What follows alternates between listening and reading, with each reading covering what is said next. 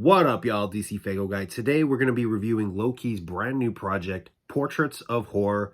Now, this technically just dropped, but over the last year, Loki has been dropping singles for this album. And if you don't know, Portraits of Horror was originally slated to be a full-length album. It was more or less going to be Loki's magnum opus, his Great Malenko, if you will, his Abominations. He was aiming for it to be like his best piece of work and to be like that album that set the fucking stage for like people to recognize Loki for the fucking monster he is. Unfortunately, it didn't go that way.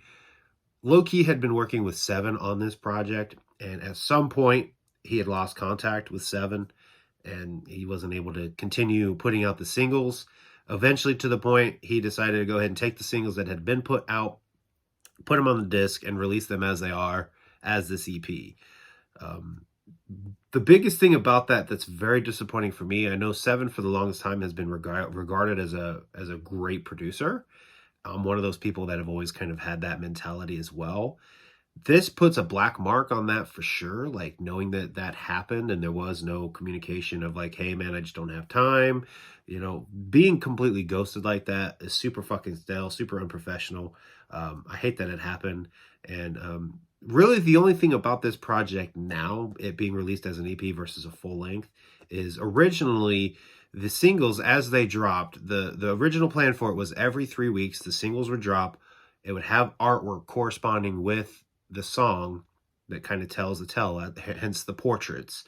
There was t-shirts that would be out for it, and then once all the singles came out, the CD would come out with all the singles on it and with a book full of all the artwork that dropped. Now, because this has been released as an EP, there is no book and it doesn't have all the artwork in it. It's just, for me, the biggest letdown, because that was like one of the things I was really excited for, is to have a nice, crisp, like glossy print of all the artwork, because I think the artwork is amazing. To the point that when we play the tracks for you guys here in a few, I'm going to actually show the artwork for each individual track as it was intended. So, as of right now, you can listen to all the singles still. If you go find Loki over on digital streaming, you can find the singles. They are still there.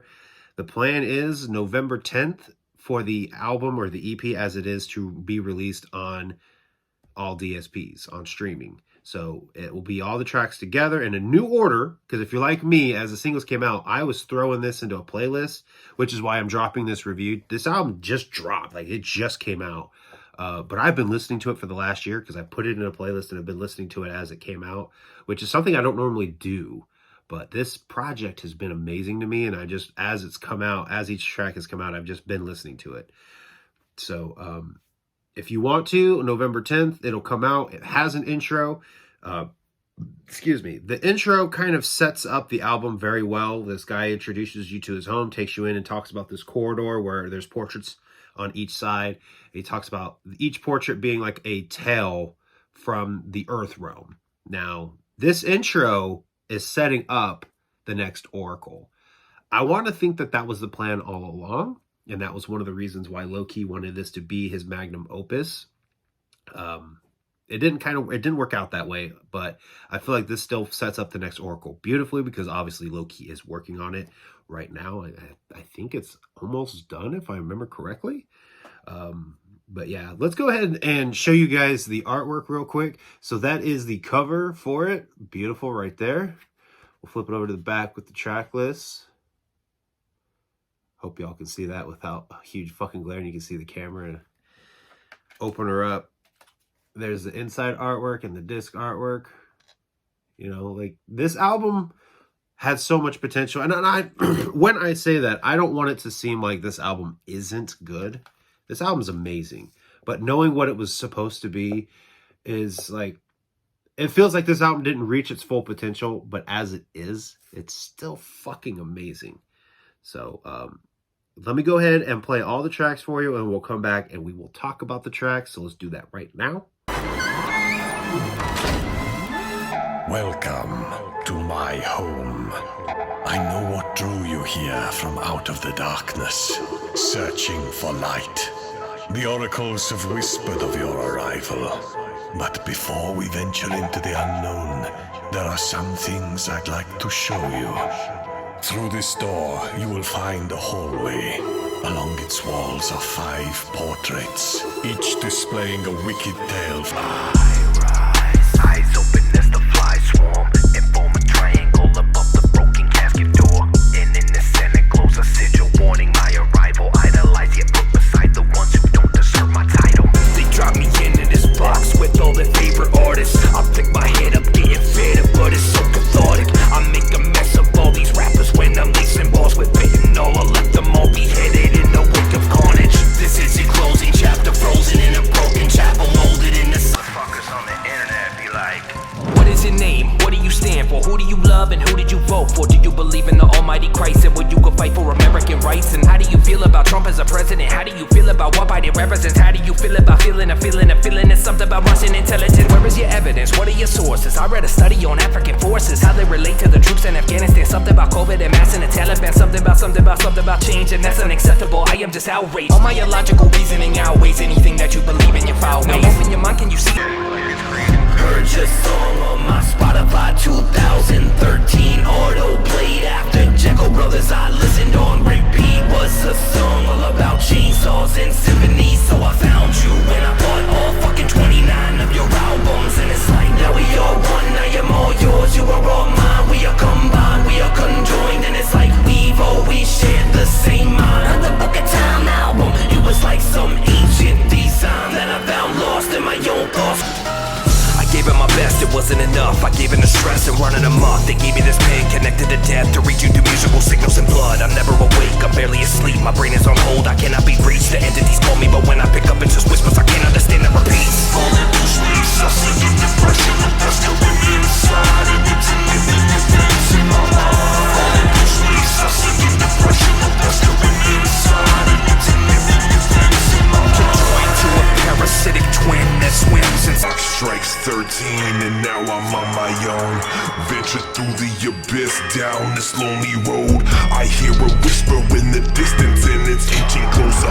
Another entity, but this one has a different aura. Hey, do you wanna be creative? Yeah. Wish you were no longer hated? Yeah. Do you wanna be able to walk into a room and talk to anybody without being faded? Hell yeah. Just let my tendrils commend you. You are a mess, but bet we can help you. Just do what it says to. All right. So obviously there's only 6 tracks here counting the intro. My absolute favorite is Remote Control. I absolutely love this song. This song to me adds so much lore to Low-Key, adds so much lore to the oracles, and just the way he switched his cadence up on it and basically was painting this picture and like adding the lore of he's being remote controlled by these entities from this other realm, the Shadowland. Absolutely fucking amazing. This song has gotten repeats so many times. I listen to it all the time. It gets stuck in my head all the time. 2 other tracks that I want to talk about. The first one being The Box. The Box, when I listen to this I feel is about me because I was guilty of this for a long time. The Box, basically, Low-Key is thrown into this box, labeled as a horrorcore rapper when he's more than that. He does rap, he does horrorcore, he does metal, he does singing, he does rock. He's a genre bender like Tech N9ne is. You know, there for a while, Tech N9ne was doing this genre bending, working with Corey Taylor, working with Jonathan Davis. You know, his whole thing was like bending genres, doing more than just rap. And Low-Key is a genre bender. So when you listen to The Box, just know that I am one of those people that threw Low-Key in that box for many years. I didn't listen to him because I was like, oh, he's a horrorcore rapper. I don't listen to horrorcore. I listen to wicked shit. It was a very dumb mindset that I had for a very long time, but I'm glad to be here now repping for Low-Key. I'm basically trying to make up for that fault because I feel awful that I ever did that.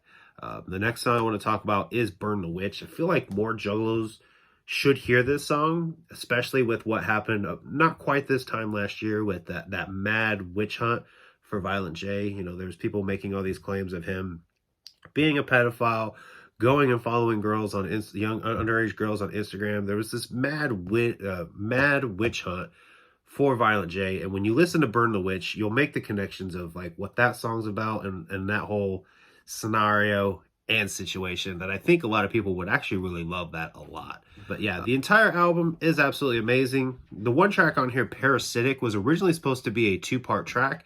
There was supposed to be another song, another single that dropped called The Finale of Brutality. Parasitic is basically about that like voice in your head or that dark spirit in you that eventually at some point could take over. And so in that song, it's this parasite is within this person, takes over, and he goes and he commits like a mass homicide, like a mass shooting or whatever. So if you have not listened to Portraits of Horror, I would say head over on the 10th to Loki's digital streaming pages, give it a listen. Or if you want, right now, you can go listen to the singles as themselves. You can throw them in a playlist and you can go listen to them minus the intro. But I do think it's proper when the album drops on DSPs to listen to it with the intro because it sets up the album wonderfully. But it's been my favorite, and I definitely think it's going to be a contender in the top albums for 2023. Like I said, some of the singles came out in 2022, but when you look at the project as a whole, it just dropped. But I've been listening to it. I think it's absolutely amazing, and I don't think it's something that should be slept on. So if you haven't heard it, go listen to it. If you have heard it, tell me down below what your favorite tracks are. And thank you guys for watching. I'll see you guys next time.